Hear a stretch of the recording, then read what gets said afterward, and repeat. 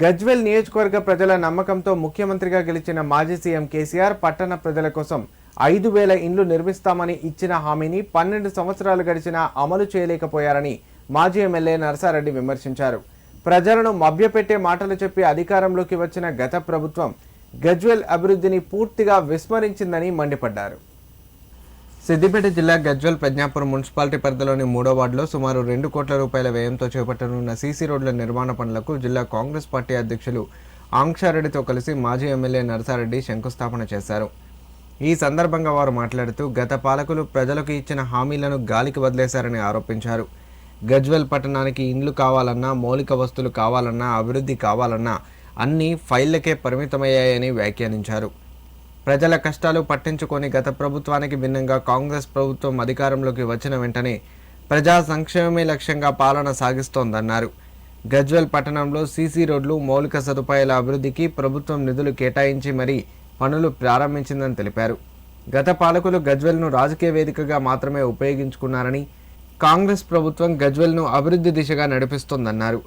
ఈ కార్యక్రమంలో Gajwel AMC chairman Narender Reddy, vice chairman Sardar Khan, Congress party నాయకులు, కార్యకర్తలు రాజు, రాములు గౌడ్, సమీర్, సారిక శ్రీనివాస్ తదితరులు పాల్గొన్నారు.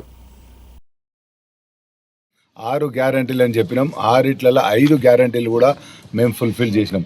ఒక గ్యారంటీ ఉంది, మా మహిళలకు పెన్షన్ ఇచ్చేది తప్పక. అది కూడా ఎందుకంటే మీ అందరు గమనిస్తారు, ఫైనాన్షియల్ పొజిషన్ మన స్టేట్ ఎట్లుంది, మన కేసీఆర్ గారు ఎన్ని అప్పుల పాలు చేసిపోయిందా అవన్నీ కూడా అధిగమిస్తూ ఇవన్నీ కార్యక్రమాలు చేస్తున్నాం. ఇవాళ పట్టణంలో ఎవ్వరు కట్టుకుంటా అంటే వాళ్ళకు జాగున్న వాళ్ళందరికీ కూడా ఒక 5 లక్షలు శాంక్షన్ చేసే విధంగా ప్రభుత్వం పనిచేస్తుంది. అన్నిటికన్నా ముఖ్యమైనది చెప్పంది చేసిండు మా రేవంత్ అన్న, సన్న బియ్యం. ఈ విధంగా అందరూ మనం సమానంగా తినాలనే ఆలోచనతో సన్న బియ్యం ఇచ్చిండు. మరి రేపు రాబోయే కాలంలో కూడా మీరు గమనించాలి, గజ్వేల్ పట్టణానికి మన కేసీఆర్ గారు ముఖ్యమంత్రి ఉన్నాక ఎన్ని సీసీ రోడ్లు అయినాయని మీరు గమనించాలి. ఒక ముఖ్యమంత్రి అనుకుంటే ఎంత 2 సార్లు ముఖ్యమంత్రి చేసినాం, ఇప్పుడు అపోజిషన్ లీడర్ చేసినాం, కానీ గజ్వేల్ గురించి ఎప్పుడు పట్టించుకోలే. ఎలక్షన్ గెలువంగానే వచ్చేయమన్నాడు 5,000 ఇండ్లు కట్టిస్తాను, కానీ మీ అందరికి తెలుసు 500 కూడా కట్టియలే. ఒక 1000 కట్టించి అవి కూడా అందరికీ మనకు చాట్ల తోడు ఊసి కొట్లాడబెట్టిండు. మరి ఇప్పుడు కూడా ఆయన బాధ్యత ఉంది, అపోజిషన్ లీడరు.